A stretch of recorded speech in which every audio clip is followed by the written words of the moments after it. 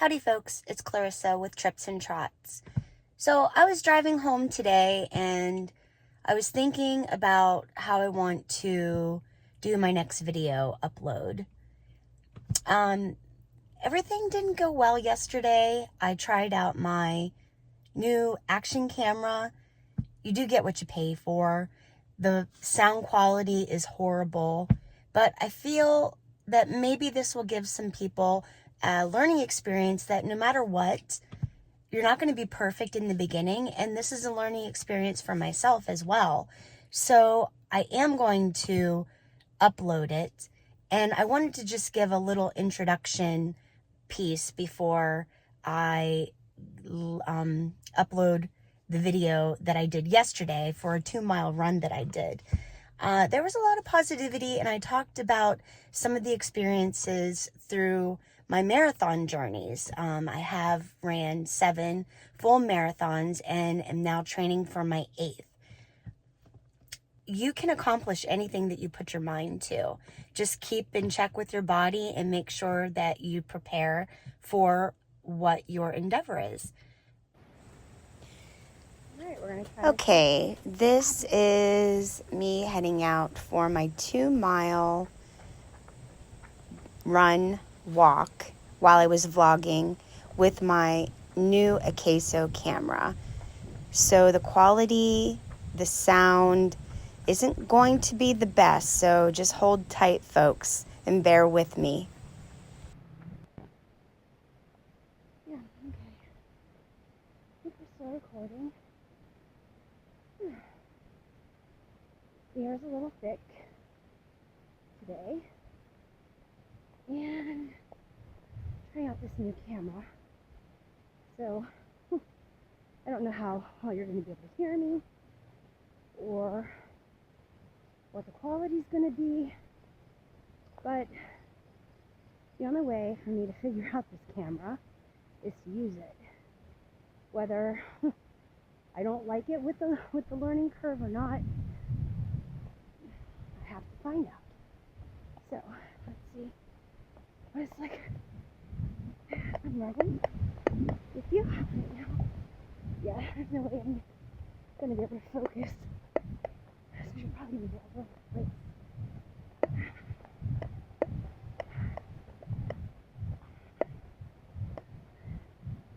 I don't know why that does. No? Yeah, I don't know if it's doing anything now. Hello?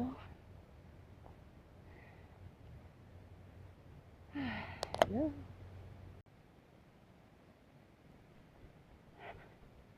So I took a spill. I'll show you. I think we're still recording. Let's see. There's my there's my black and blue from when I fell on Saturday, getting my 10-miler in, and everything else that happened. That wasn't fun, but I made it through. And some people, not that I have a lot of people viewing it, but may have been concerned.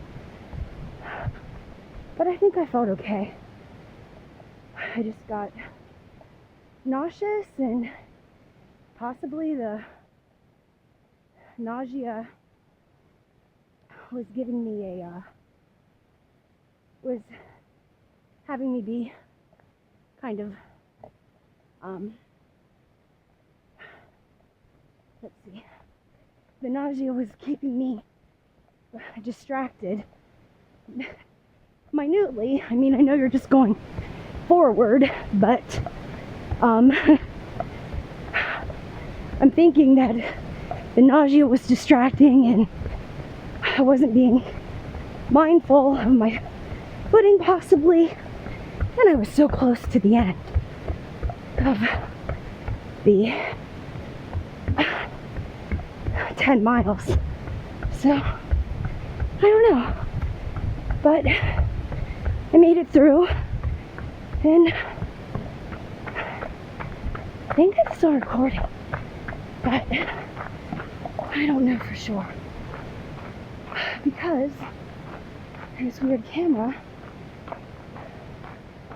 isn't giving me a screen to look at to see what I'm filming now. So, came with the remote.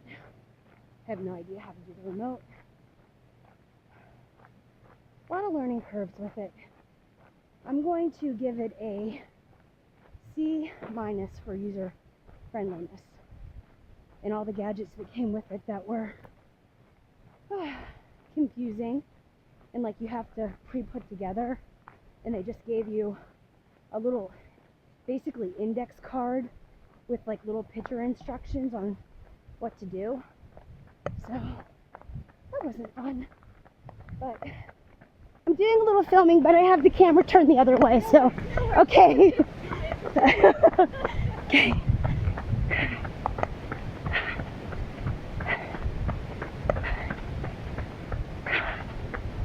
So we're in my mile, guys. About a quarter of a mile.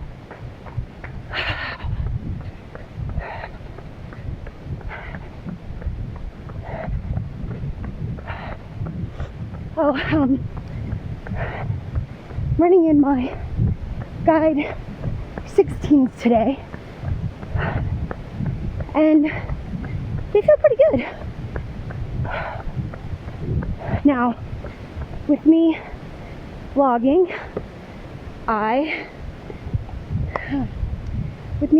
I'm definitely doing a walk run like I did the first time whenever I brought you guys out here, and I feel okay. I'm not gonna say I feel great, but sometimes the beginning of the week runs are the hardest for me.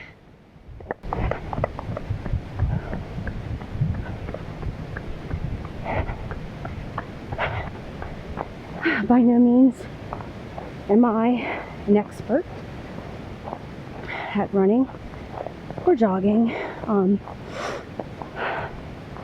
would say my best years were between 2008 and 2012, whenever I was running back-to-back marathons. And I was probably in the best shape of my life whenever it came to my athleticism. And so now, a lot of years have went by since I was in that stage of my life where I was running that efficiently, and I could just set my pace and roll with it, and I would maintain about 11-minute mile pace throughout the marathon distance. Even for a 5K, I haven't been able to break an 11-minute mile pace when I started running again. And I'd say I really started training for something. It wasn't until 2017 I started, but I got frustrated. I actually registered for a half marathon and I backed out at the last minute because they had a time limit, and I was very fearful that I wasn't going to make the time limit. So that being said, like, even to run a 6-hour full marathon, that would scare me. And if they were pretty strict about pulling you off the course at a certain marker, if you didn't make it to this certain marker by this amount of time, they would come and say, we're really sorry, but we're going to have to ask you to please leave the course, and they'd escort you to whatever, if it's a bus or whatever kind of transportation system that they'd have for you to get to the finish line. So I'll go this way. So yeah, I have no idea if you guys can see me or not, but my first marathon was the Steamtown Marathon,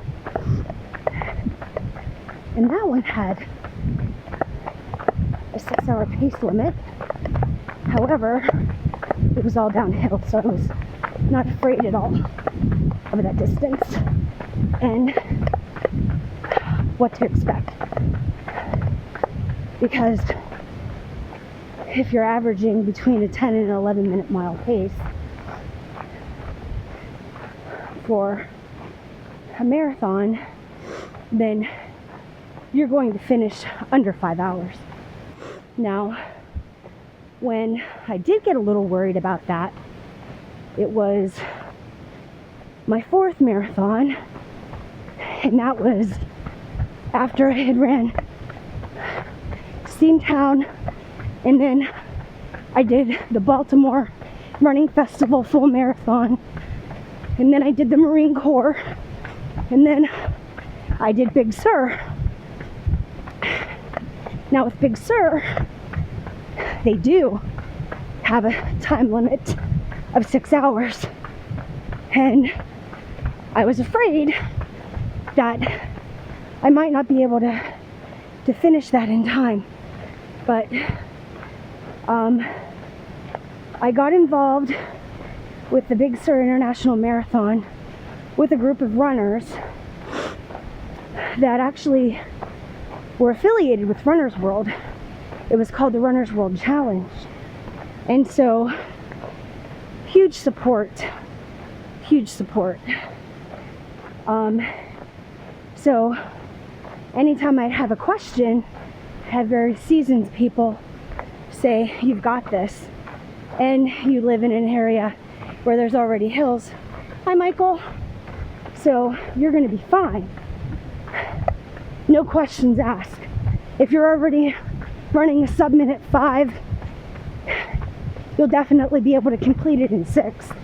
And Big Sur is very challenging because not only you think that you're on the coast, I'm gonna switch it. Not only are you on the coast, so you think it might be flat. It's not.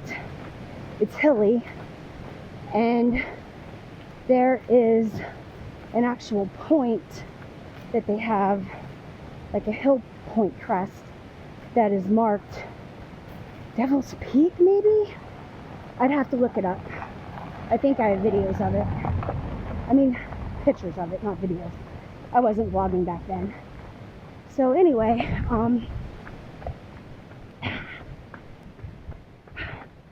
but getting back to the point about that is, not only is it not flat, it can be very windy, and if you know anything about that area on the West Coast and the wind that picks up, like even in the San Francisco area,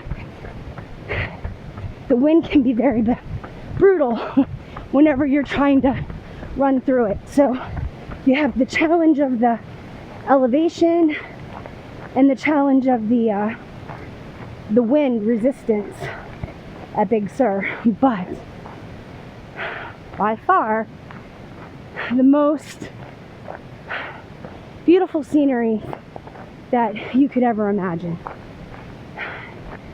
And I truly kid you not with that. Truly beautiful.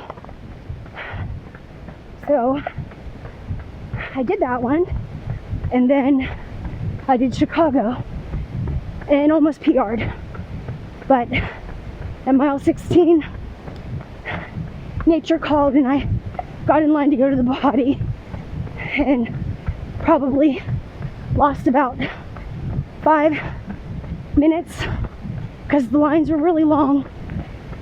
So, and I wasn't going to jump in the bushes I saw some people do that, but I wasn't going to do that. So I waited, and this is my thought, is I had nothing to prove at that point.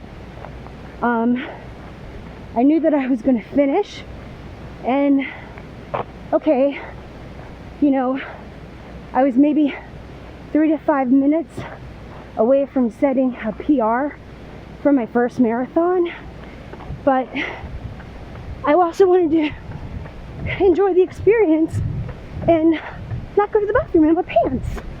So, and some people said I probably would have just peed myself. I know. I just tell it all. No way. No way. I had 10 more miles to go at mile 16. I wasn't doing that. So that's some of my journeys that I've had. I'm at mile 1. Then my walk run pace is about 14:55. So I'll take that. And I'm liking the shoes. I'm liking the shoes that I'm wearing today. As a matter of fact, I think the next time I do anything with gravel surface, I'll probably use these again. I've ran at least one marathon, half marathon in my Guide 16s on this pair. In my previous video, I had mentioned that I've ran multiple half marathons in Guide 16s, but I have 3 different pairs. So, because in 2023 and 2024, so those 2 years combined, I've ran, let's see, we'll start with, okay, I'll tell you where they were. It was Bird in Hand, 2023. End of the Road, 2023. Disneyland Half Marathon, 2024. And Bird in Hand, 2024. So it was 4, not 5. But yeah, so basically 4 half marathons within a year's time from 2023 to 2024. And that was the initial Bird in Hand. Highly recommend it, by the way. The initial Bird in Hand that I ran, it wasn't my first time, but it is great for beginners. I'm not going to say that it's not difficult, but if you're going to run a half marathon and you need 4 hours to do it, you could do it at Bird in Hand. And it's a beautiful country. It's Amish country, so you can learn a little bit about the culture and their farming, the homemade goods, their restaurants. It's quite interesting, and they have outlets too. So, but yeah, so Bird in Hand and the End of the Road, those 2 were both to prepare me for Disneyland in 2024, because I was so excited. Let me turn around now. Ooh, a little downhill. I was so excited that they brought back the Disneyland Half Marathon, and I hadn't been truly running that much. After I became a Marathon Maniac in 2019, I didn't want to run anymore for a while. I had some injuries that I was dealing with. I should start picking up the pace here. I had some injuries that I was dealing with. I had some really bad hip bursitis that accumulated whenever I ran the first full marathon, and then basically ran the second marathon, and I can tell you what they are, it's not a secret, to get my Marathon Maniac membership. There's different levels, and I did like the bottom tier level. That is where you run 2 full marathon. I think they give you 16 days to complete 2 full, but don't quote me on that because I'm not exactly sure. And I was thinking maybe they do it that way because some marathons might be on a Saturday and other marathons might be on a Sunday, so they want to be able to give you that overlap period. So if you do one on Saturday, you can then rotate it 2 weeks later and do the other one on Sunday. But I ran Harrisburg and then I ran Philly, and they were both slow, and I ran walk the whole time. And I do a lot, especially like I don't know if I ever won't run walk long distances anymore. I mean, like, let me rephrase that. I probably will always engage the run walk in my long distances, even the 10K, which I was really disappointed. I was really hoping to do better. It wasn't that hot that morning. It kind of cooled down. It was supposed to be really hot and it wasn't, but I just wasn't feeling well. So yeah, so I did walk some of that 10K whenever I ran it. That was in June, but we have some really excited things coming up. Let's switch this around again. We have our half marathon that I plan on taking you guys with me in September, and there's one in October too.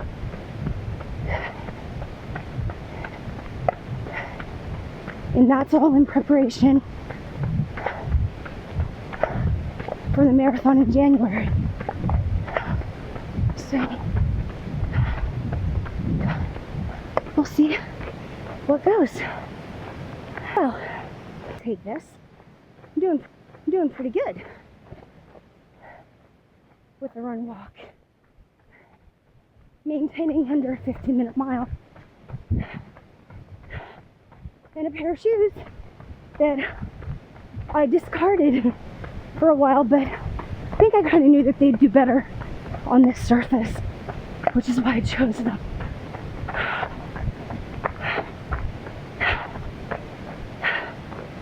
And I think I'm going to finish this out with about a half a mile to go. Maybe I'll be able to pick up the pace here at the end. Maybe I'll give you a little goodbye chat whenever I get home. Talk to you later.